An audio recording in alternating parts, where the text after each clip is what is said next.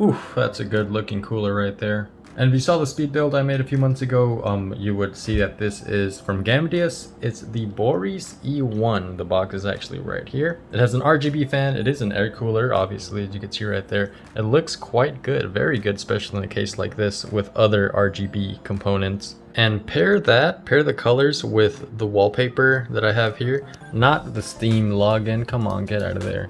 But the wallpaper that I have right there, that looks actually pretty good. Some nice colors going on, it looks really good. But this video is obviously on the cooler and we're gonna check out the temperatures here. So right now it's idling, it's loading a bunch of stuff. As you saw, Steam is updating, got a few things also running in the background. So temperatures aren't going to be the best right now, but once everything stops and things cool down a little bit, all the processes, the temperatures will get a lot better. It's also really hot in this room. But anyway, about the cooler, it's obviously an air cooler like I said.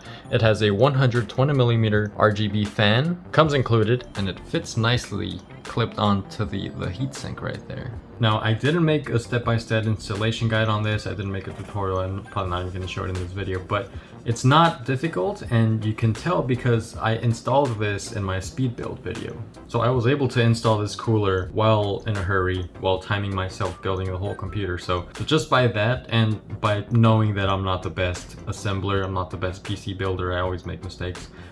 Just knowing that, you could tell this cooler was not difficult to install at all. So you will most likely not have any trouble installing it. It's quite easy. And as expected, the temperatures have gone down a little bit. It's now at 38, hovering around the mid 30s here. But like I said, it is really hot in this room. I don't have any fans, any ceiling fans going on, no AC because I'm recording and I don't want the microphone to pick that up. But what's surprising, let me just move that there. And let's start up a game. What's surprising to me is the gaming temperatures. Now, normally those would be around the 60s, but we'll check them out just in a little bit. As the game is loading here, this is Black Ops 1. I'm going to be just testing out some Kino zombies.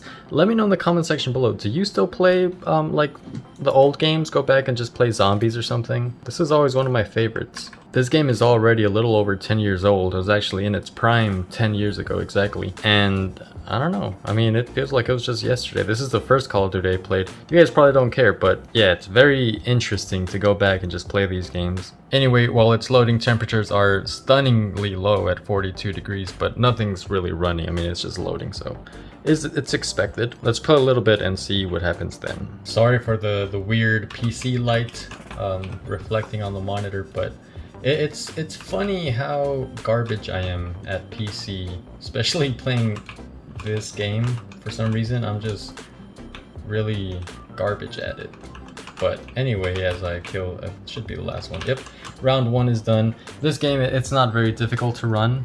Like I said, it's 10 years old, but easily high 40s, even low 50s. The highest I saw was like 51 at its peak, 53 right there. But yeah, I mean, it's not a very hard game to run. So let's move on to a little bit more tougher games. Now, I'm sure once you progress and are in like round 20 or something and there's more zombies to load, I'm pretty sure the temperatures will go up a little bit, but there still shouldn't be that bad. What game should we try next? Let's try GTA. GTA is always a good benchmark.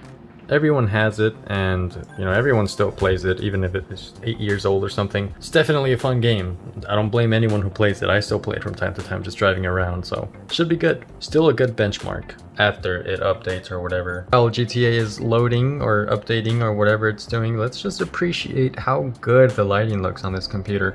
Now, I know it's not all in sync, especially these two fans are doing their own thing, but it looks good in general. I got an RGB strip going all around and then on the bottom here, so it's definitely lit, as the youngsters say these days. This cooler just looks incredible. So the cooler's fan does come with an ARGB cable, but unfortunately this computer does not have a header for that, so that cable is just dangling. So the only thing that does is lets you customize the lighting. It lets you change the modes and everything. So because I don't have that, this is the only mode that I could use. It's just like a rainbow thing going through the colors. It still looks good, and I would definitely still leave it at that. It's still a worthy component to have, even if it's just at that mode. The same thing is going on with this fan right here. That's why I can't really change the modes on them. But if you have that on your motherboard, you will definitely be able to change the modes or have it at a static color or just shut it off completely. But it looks good either way, and this thing is taking forever to load. And just a quick shout out to the Mars M2 case.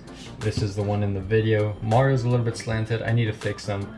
Luckily my door just opens like that, and fix them, and boom, he's good to go. That's really an underrated feature, I love that. Oh man, I didn't realize that it was gonna take me to the very beginning here. Anyway, this is GTA 5.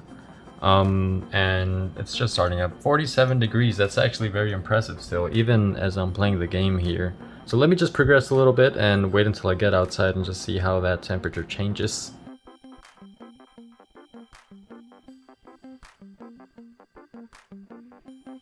Alright, so far I've gotten through the whole beginning scene, and it's only hit 53 degrees, and as you can see the little graph right there, that's about the highest it's hit. It hasn't gone above 53.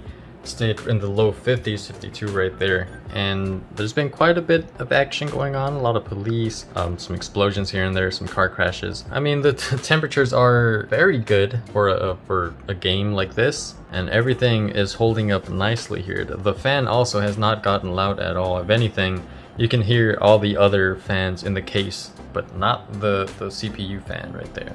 So that's definitely a good sign. Let's move on to another game. Let's try out Cold War now. It's probably going to be a little bit tougher to run, and it's probably going to raise the temperature a little bit, so that's going to be interesting to see. And of course, Cold War is going to take forever to update as well.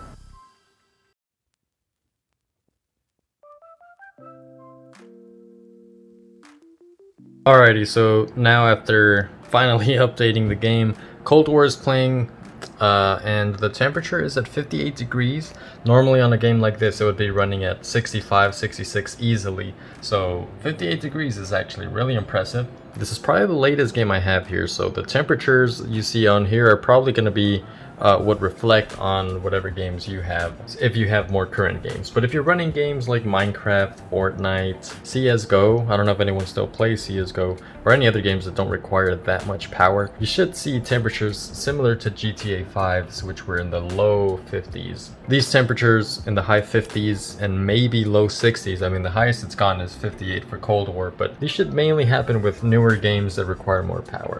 So all in all, this cooler is a very good performer, especially if you're running a mid-range computer here. Oh, and I forgot to mention, this is rocking a Ryzen 5 1600AF processor. We have a GTX 1650 Super, if I remember correctly, 16 gigs of RAM right there, and I forget the model of the motherboard. It is from ASUS, but I don't remember the exact model of it. They always have like some weird names. But yeah, this computer is not super high-end, but it's definitely capable of doing some serious gaming. Definitely a good computer for sure. And this is probably the best cooler, or the best type of cooler for a computer like this. It's gonna handle every game pretty well, and it'll rarely go above 60 when you're playing a game, unless you're trying to play Warzone in like 4K, which in general with this processor and this graphics card you probably can't even do that. But yeah, you're rarely going to reach the 60-degree temperatures when playing games.